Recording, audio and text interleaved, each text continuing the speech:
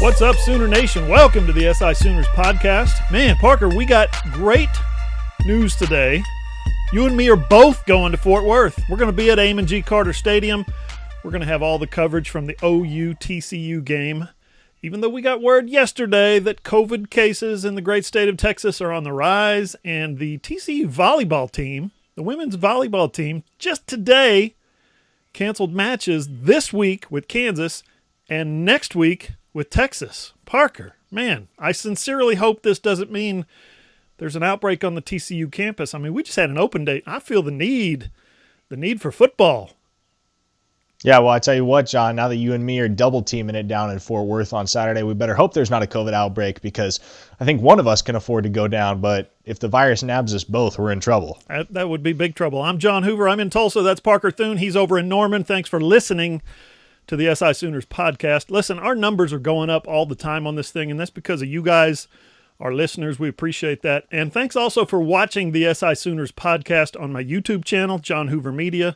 Those numbers are good. They're holding steady as well. You people have a real appetite for this stuff, so we're doing our best to bring it to you twice a week. On the podcast, on the video podcast, I'll remind you again, big favor, if you do like listening to our pod, I guess this is the audio side. If you do like listening, give us a rating, a comment, and by all means share the podcast whenever you can on your social media channels. Let your friends know. Same if you're watching YouTube, though. Same thing. Like, comment, share. It does. It really, really helps the old YouTube algorithm. Parker, we're going to go deep today into TCU. We're going to look at the series between the Sooners and the Horned Frogs, which is unbelievably competitive, but yet shockingly one-sided. We're going to talk about the Mutual Admiration Society going on between Lincoln Riley and Gary Patterson. Yeah. That is a society, by the way, in which I think Alex Grinch wants membership. I'm going to play you a little clip from Lincoln Riley and one from Patterson. And in the last segment, yeah, it's Wednesday, so you know what that means. It's mailbag time. But first, let's get into the game, Parker. Let's talk strength on strength. The matchup between Oklahoma's offense and TCU's defense, man, I love it. It's always entertaining. Gary Patterson, he gets those undersized, under-recruited, undervalued, just ballers, just dudes. Guys that go out and play their guts out. And that's really the biggest reason to me why he's been successful. He loads up with football players, not necessarily athletes, but football players who have a chip on their shoulder, and they're mad that they didn't get offered by Texas. They're mad that they didn't get offered by A&M, and they're mad that they didn't get offered by OU in most cases. And then they go in there and they just grind, and they get better, and they get coached, obviously, but they're competitive as hell, and they fight and they scratch and they claw and all that, and it's just the kind of battle that players, listen, on a lot of teams, like Texas, don't want any part of. And that's why TCU has beaten Texas 6 out of the last 7 years. Have they been better than Texas? Well, yeah, sometimes. And they do have some studs, but sometimes they're not better, and they beat them anyway. Now, some of those studs I was talking about, Trayvon Morey got some preseason All-American love. He's a 6'2", 200-pound safety. He's the kind of guy that OU would love to have this year.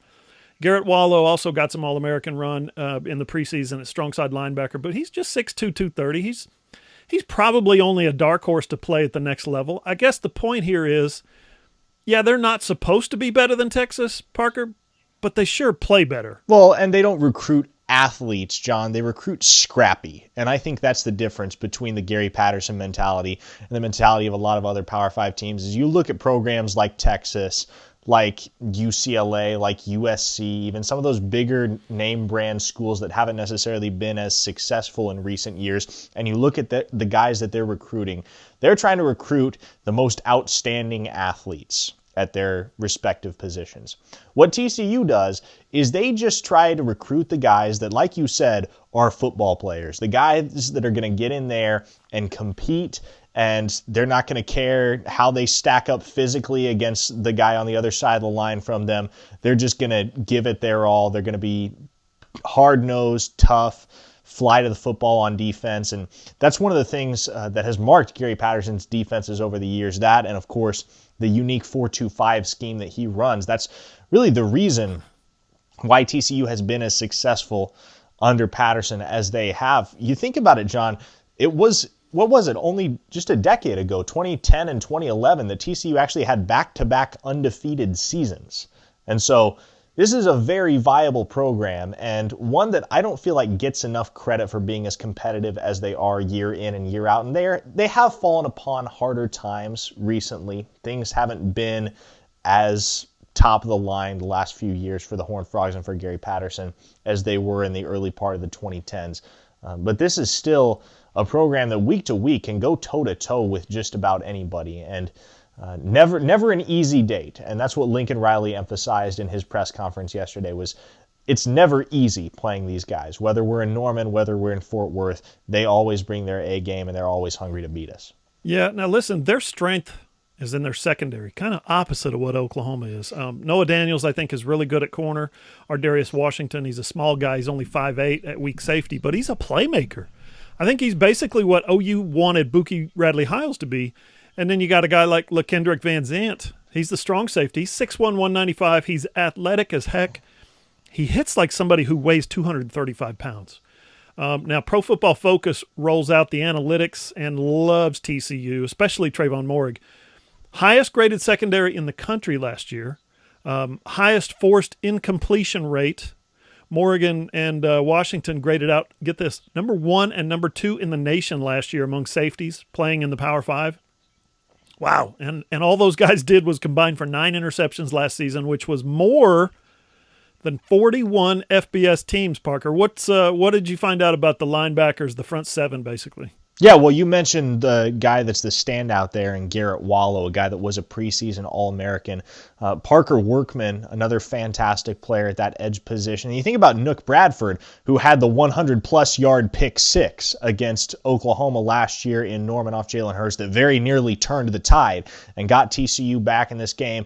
And again, I want to emphasize, John, none of these guys from a physical standpoint, and this kind of goes back to what you were just going into, from a physical standpoint, none of these guys jump out at you. And I feel like that's the reason why a lot of people tend to undervalue the efficiency and the scrappiness of Gary Patterson's defense, is because they look at that defense and they don't see any phenomenal talents that are for sure going to the next level. TCU has never produced a Kenneth Murray kind of defender. But you got so many guys, and you hit all the prominent ones, John. You think about LaKendrick Van Sant. You think about Trayvon Moehrig. You think about Garrett Wallow. These are all guys, Darius Washington as well. These are all guys that have a chance to play NFL football. They just don't necessarily get as much love as some of their peers at their same position, simply because they don't have those big hulking bodies and those highlight reel hits that you look for in a defensive player at the collegiate level when you're talking about guys potentially taking it to the next level and playing professionally. But all around, TCU doesn't really have an ostensible weakness on defense. And so that puts the onus on Oklahoma to come out Saturday and play well-rounded offense and not rely too heavily on the run nor the pass, but be able to incorporate a combination of both and attack TCU at all levels of the field. Yeah, you mentioned it earlier. Patterson's calling card really is that 4-2-5, and the thing about that is that it almost never looks the same from one play to the next. Quarterbacks, they go up to the line of scrimmage and they see 2 deep safeties and they think, okay, we'll throw it here. Well, no, you're not. Or they'll sit back and they'll see 8 in the box, right? And they'll say, well, this is a pass play. We're gonna throw it here for sure. Run it against the 2 deep safeties. I think I might have said that wrong, but listen, TCU dictates what you're doing by disguising what they're doing. The O-line, they come in and they set up for their usual zone blocking scheme because everybody's right where they're supposed to be, right? Normal stuff. Or they're reading the mic, or maybe they're trying to ID the blitz, and here it comes. It looks like it's going to be here, and it looks like they got it figured out. But then, boom, when the ball is snapped, TCU does something totally different. Now, having said all that, that's a lot of praise for Patterson's Froggies, I know, but Lincoln Riley and OU have just been fantastic against those guys. Here are OU's yardage totals for the 6 games that Riley has faced TCU. 536, 534, 533, 536. You see a pattern here? Also 511, and then in the 2017 Big 12 title game, it was only 461. OU has scored 30 points or more in all but one game, and a couple of times they've scored 52. So bottom line here, OU has won 8 of the 9 meetings since TCU joined the Big 12. So there's that. Up next on the SI Sooners podcast, we're going to dive into the TCU offense. Hey, are you a business owner looking to get your product out there to the masses? Let's say you run a hotel in Norman or a car dealership in Oklahoma City or a restaurant in Edmond, or maybe you're a small online business who creates and sells OU merchandise and you just want Sooner Nation to come sample your wares. Well, then consider advertising in this space right here on the SI Sooners podcast. SI Sooners reaches thousands of readers, viewers, and listeners literally every day, and the SI Sooners podcast is the ideal place to find your next customer. To advertise, send an email to allsoonersi@gmail.com or DM us on Twitter at @all_Sooners.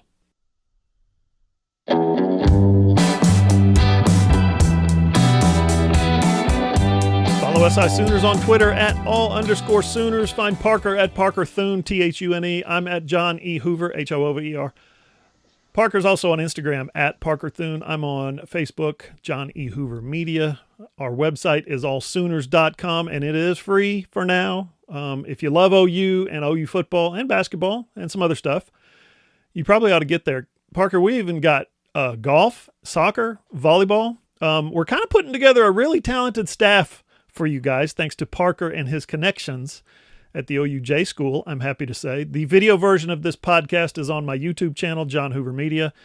Don't forget, if you are watching that YouTube channel, it is eventually going away. It is going away. So I need you guys to subscribe to my other YouTube channel right here, because everything I post here is being posted there first.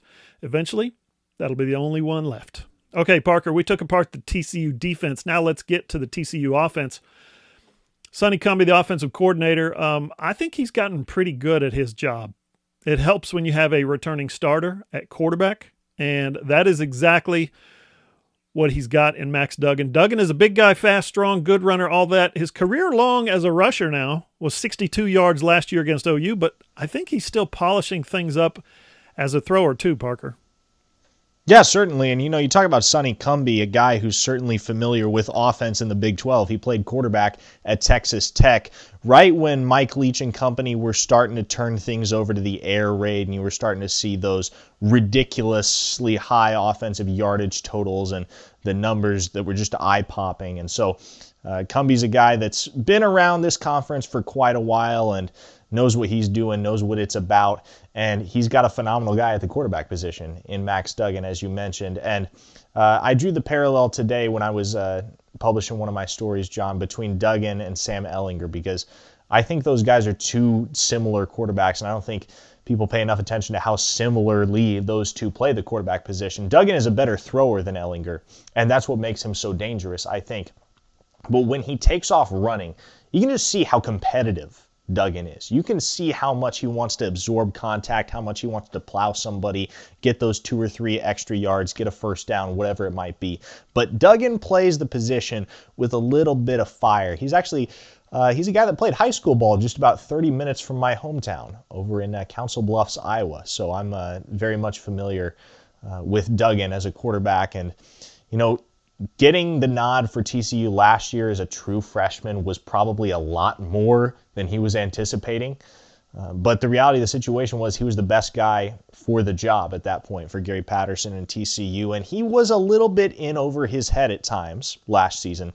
But he also showed some flashes of brilliance. And the Oklahoma game is no exception. He very nearly led the Horned Frogs to an upset victory in Norman. And really gashed the Sooners both through the air and on the ground.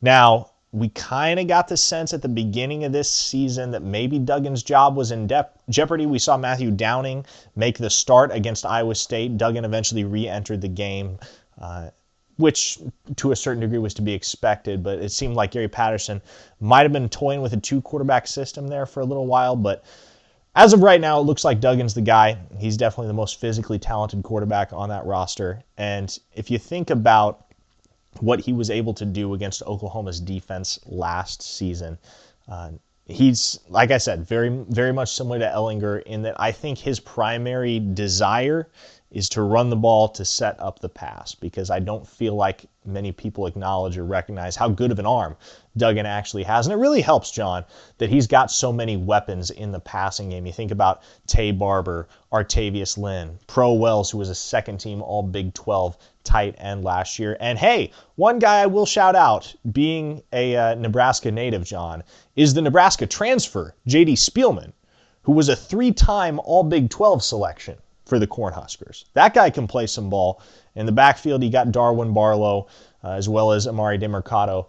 So TCU's got a lot of guys that can contribute and contribute meaningfully. And so the strength in numbers is what Oklahoma is going to have to combat more than anything else on Saturday.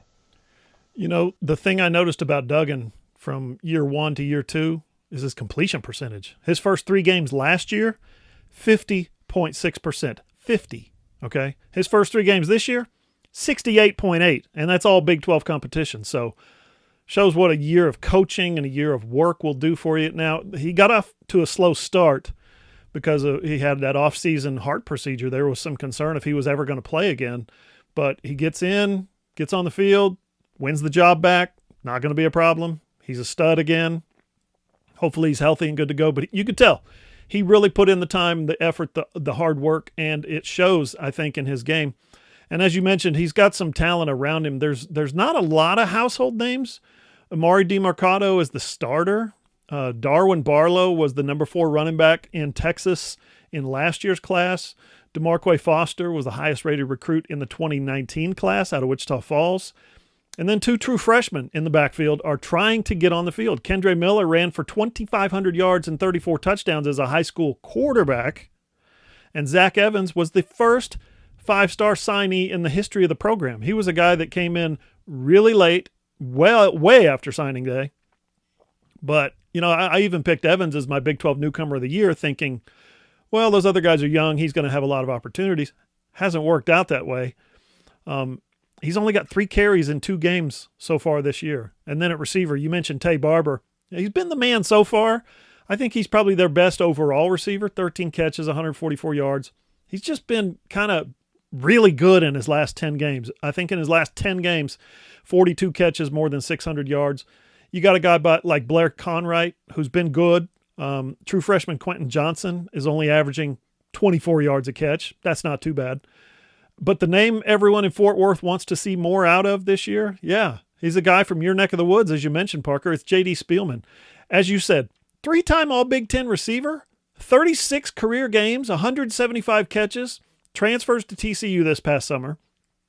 Guy's been a disappointment so far. I know. COVID, 3 games, all that stuff. Weird offseason, transfer in, everything's a little bit off for him.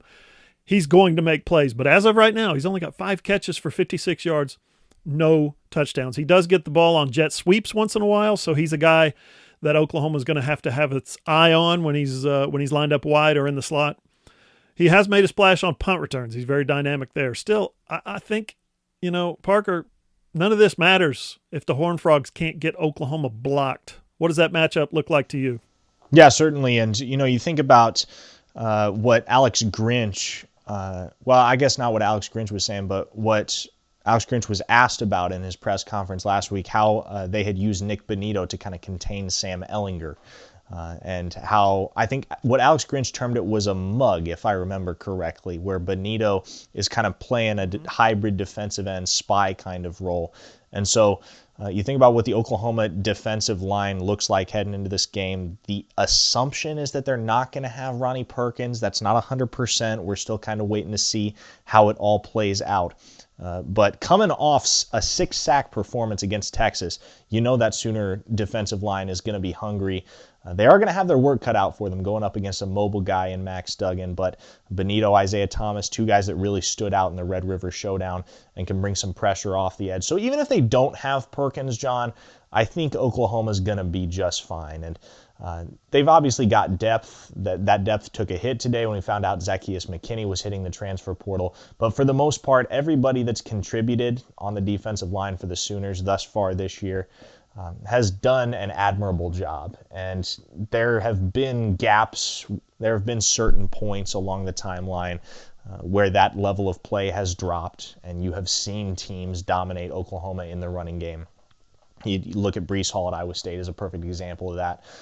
But I think given the success that Oklahoma had against Ellinger for the majority of that game against Texas, and we talked about it with the players today, they have a lot of confidence going up against Duggan, being able to get pressure on him and make sure that he's not allowed to escape the pocket and get downfield. Up next on the SI Sooners podcast, I have a feeling we're going to talk a little bit about Ronnie Perkins.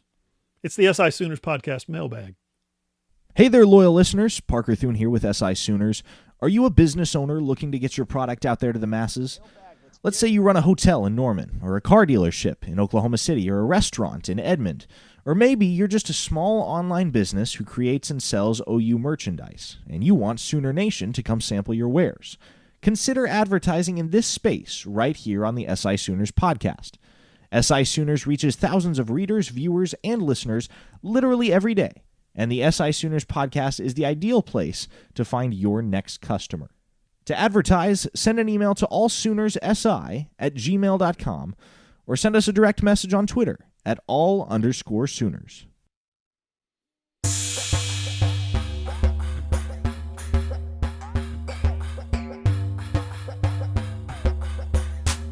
Final segment of the SI Sooners podcast. Parker, before we get to the mailbag, I want to talk about how much respect is on display, especially this week, between Lincoln Riley and Gary Patterson. I mean, honestly, I think Lincoln Riley respects pretty much everybody they play. I think he respects Tom Herman, really, truly, even if he doesn't really outwardly show it like he does with all the time, and especially this week with Gary Patterson.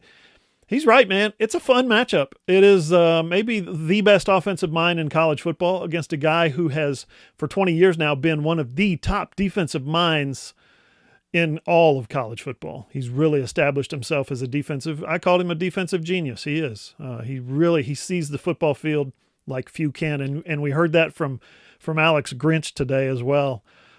This is Gary Patterson's 20th year as the head coach down there. I looked it up, Parker.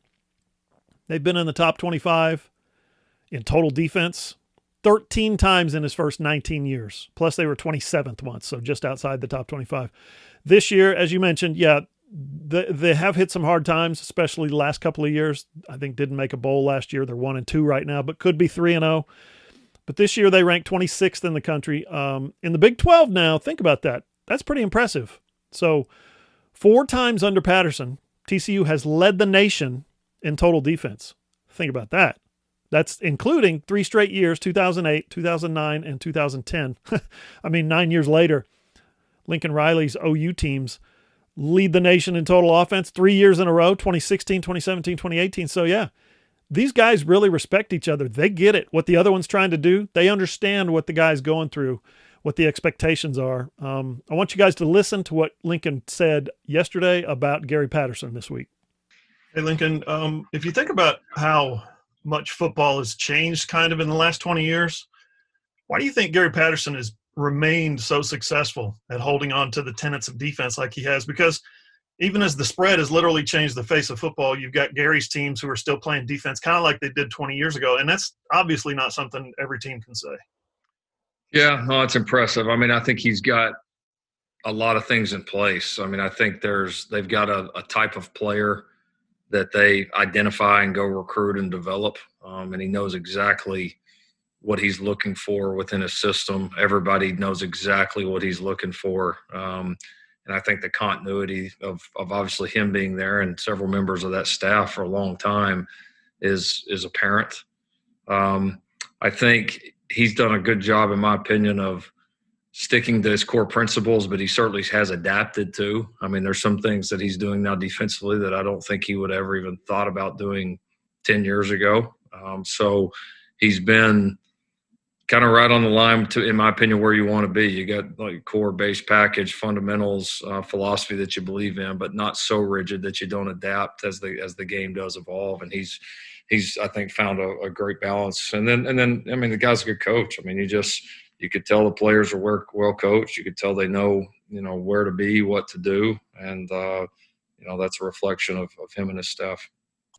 And here is for you a clip from Gary Patterson talking about Lincoln Riley. One thing I think that's one thing with Dan that Lincoln does is, he's one of the more creative people in the business, and I think that's one of the things that gives people problems. Okay, Parker, you ready to get into the mailbag? This is always the fun part. Let's make it happen. I'm hoping we've got some good questions today. I'm scrolling through the list, and these will be fun to get through. These are fun. These are always fun. Okay, I'll start off. J.C. Norvell asks about the NCAA suspensions of Ronnie Perkins, Ramondre Stevenson, and Trajan Bridges. Told you. Trajan Bridges, by those guys, by the way, I should say, I think they're all playing this week, Parker. I just have a feeling. I think the NCAA suspension has been served. I don't have any authority. I don't have any insight from the coaching staff. Lincoln Riley hasn't shared his deepest secrets with me on this. I just think the NCAA penalty has been served. 5 games, water under the bridge, get those guys back on the field. Now the question becomes, how much have they been practicing? How active are they? How strong are they? How much can they help, basically, against TCU? So JC asks, is there any question if the LSU game counted? Or is it simply a mathematical, legal question about what constitutes half a season, Parker? Well, John, at this point, I think we just all kind of have to acknowledge that to a certain degree, we have no idea what's going on with these suspensions right now. We don't have any knowledge from the NCAA or from the university.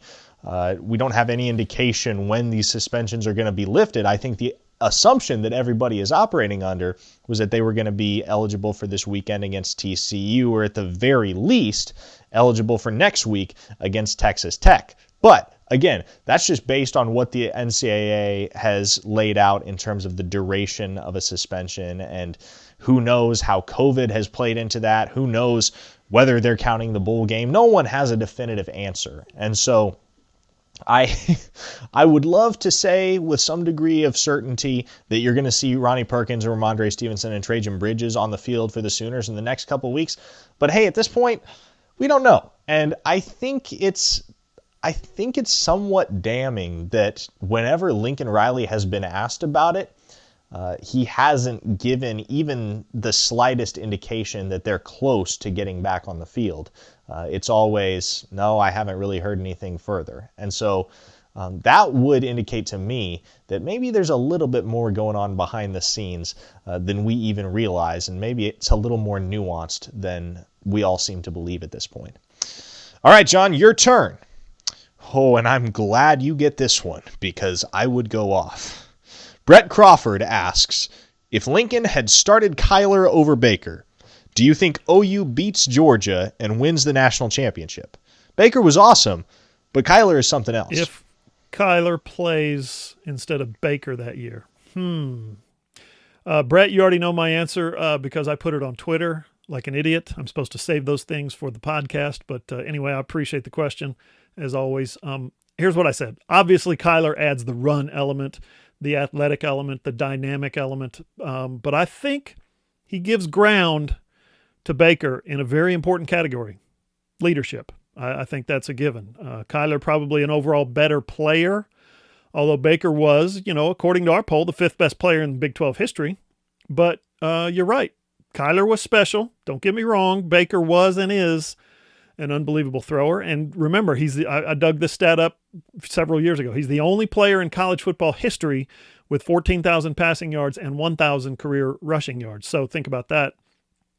But I think Baker got it done kind of with his personality and his forceful leadership style as much as he did with his arm talent or athletic ability. I mean, just remember, he transfers in from Texas Tech, and the first thing he does after leaving the intramural field where he was staying in the dorms with some non-athletic regular people, NARPs we call them, I guess. That's what my daughter told me anyway. The first thing he does is he gets in a dance circle and blows everybody's socks off with how good of a dancer he is. That's Baker Mayfield. And we're seeing some of that, I think, translate into his career so far with the Cleveland Browns, particularly with some of the commercials he's made. My wife asked me the other day if he's got a career, like post-football career in acting. I don't know. Maybe. You never know. Parker, Jason Moore asks the question, who will have the biggest impact of the suspended players? I've heard Bridges is the best wide receiver on the team, but Stevenson and Perkins have proven track records. And what freshman will emerge as we enter the second half of the year? Real quick, let me jump in here because I got to answer these. I think Hazelwood is the best wide receiver. He's hurt. I think the biggest impact will be had by Stevenson of the suspended guys, and I think the freshman we'll see emerge, Parker, is Joshua Eaton. Now, I yield the floor to the gentleman from Nebraska. The gentleman from Nebraska. That's going to be my new Twitter bio, John. No, but I think in terms of the freshmen, it's clear that Lincoln Riley really likes Mikey Henderson and the element that he's brought to the Oklahoma offense. The issue is he's stuck in kind of a log jam at that H-back position with Austin Stogner and Braden Willis and Jeremiah Hall ahead of him. I really like your answer, John, because I do think among the freshman defensive backs, Joshua Eaton is the most gifted. And another thing you have to look at is, okay, where is a guy going to have a natural opportunity to make a difference as a true freshman? And right now, that secondary is kind of a shoddy unit. And if there is going to be an opportunity for a freshman that hasn't seen much of the field thus far this season to see more of the field in the second half, I would argue it's the secondary. So I agree with you. I think it is Joshua Eaton. Now, as far as the suspended trio, the easy answer is Ronnie Perkins, because I think pound for pound, he's Oklahoma's best player when he's on the field. But I think you also have to look at which position groups are in the most need right now. Where is it most necessary for you to add depth, for you to add a talented player that can contribute meaningfully immediately? And for that reason, I again agree with you, John. I think Ramondre Stevenson is going to be the most impactful when he returns, simply because that Oklahoma backfield collectively is averaging 3.6 yards per carry. And Seth McGowan has been great. Don't get me wrong. That dude's got a definite future, and he's going to be the bell cow for Oklahoma sooner rather than later. But in the here and now, there is no back in that backfield that has the physical tools and the skill set that Ramondre Stevenson brings to the table. He's 6 feet tall, 240 pounds or thereabouts, and he's got burst. He runs with some desire. And so I think if and when he's eligible again, he immediately is the guy. And we've talked about this time and time again. But Stevenson, I think just because he plays running back and the running back position is an immediate area of need for Oklahoma right now, he's going to have the most impact when he returns to the field, even more so than Perkins, though I do believe that Perkins, like I said, is Oklahoma's best player, all things considered. All right, John, next one for you. Kurt Crawford. I'm unclear as to whether he has any relation to Brett, but Kurt Crawford asks, who is the toughest matchup for Oklahoma's offensive line and defensive backs? I'm guessing he means for the rest of the season and not necessarily Saturday against TCU. I mean, I have to answer this question one way or the other, so I'll say for the rest of the season. It's a tough question because so many teams right now, have an incomplete by their name. We just don't have a big enough picture to judge accurately who is exactly what. So having said that, I will offer Oklahoma State as the toughest test for the DBs, especially with Tylan Wallace, who I think is the best receiver in the country. I do. I voted for him a couple of years ago for the Fred Biletnikoff Trophy, and I felt good about it. As far as the best matchup for OU's offensive line, the worst matchup for OU's offensive line, I know you guys are not going to want to hear this, but I'm going to say Oklahoma State again. I know TCU comes with that reputation, and West Virginia comes with the Stills brothers. Yeah. And believe it or not, right now, Parker, West Virginia is ranked as the number one total defense in the country. It's early, but it's nice to be number one either way. But I think Jim Knowles has Oklahoma State playing at a really high level in his third year. And I think you start, running blitzes from Amen Bongbemiga and Malcolm Rodriguez, and you have a bunch of experienced guys covering your receivers in the secondary. That defensive line has really, really gotten better this year. They returned all four guys. So I think that's really going to be a tough matchup for Oklahoma up front. Parker? Gonzo Strangelove asks a great question. One of the biggest concerns this year is how frequently OU struggles to run the ball without putting multiple tight ends and H-backs on the line. Completely agree. Chris Murray seems to be a more physical player than the current guards. How seriously or soon do you expect him to challenge for a prominent role?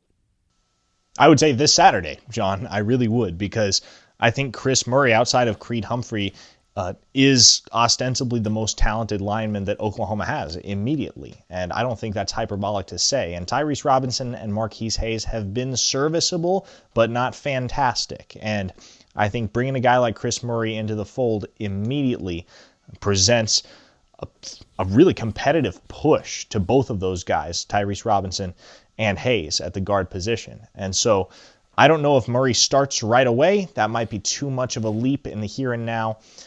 But I do think that Chris Murray is going to be starting along the offensive line at some point this season for Oklahoma. And I do think it will be sooner rather than later. I think it'll be in the next few weeks. All right, John. Last question for you. A follow-up from the great Gonzo Strangelove. Did you get your Fletcher's Corny Dog? Alas, Gonzo, my heart is broken and my stomach is empty. I did not. There was like an hour wait to get them before the game, before kickoff, when Parker and I walked into the Cotton Bowl. It was about 2 hours, 2.5 hours before. There was an hour-long wait. And then by the time we got done, they were packed up and gone home. And yes, that made me very sad. Broke my 16-year streak of pounding at least one Fletcher's Corny Dog, more often than not, two. Our next podcast drops Sunday post-game, remember. And if you think about it, please send us something for the mailbag while it's fresh on your mind, because that's when it's always the best. On Twitter, you can send it to John E. Hoover or at Parker Thune. Listen to the SI Sooners podcast on iTunes, Spotify, Google, iHeart, yes, iHeart, or wherever you get your podcasts, or on your Amazon-enabled device. Just say, Alexa, play the SI Sooners podcast. Or go to the allsooners.com website, click on the player, and listen on your phone, your tablet, or your computer. And you can always watch the video version on my YouTube channel, John Hoover Media. For Parker Thune, I'm John Hoover. See you guys.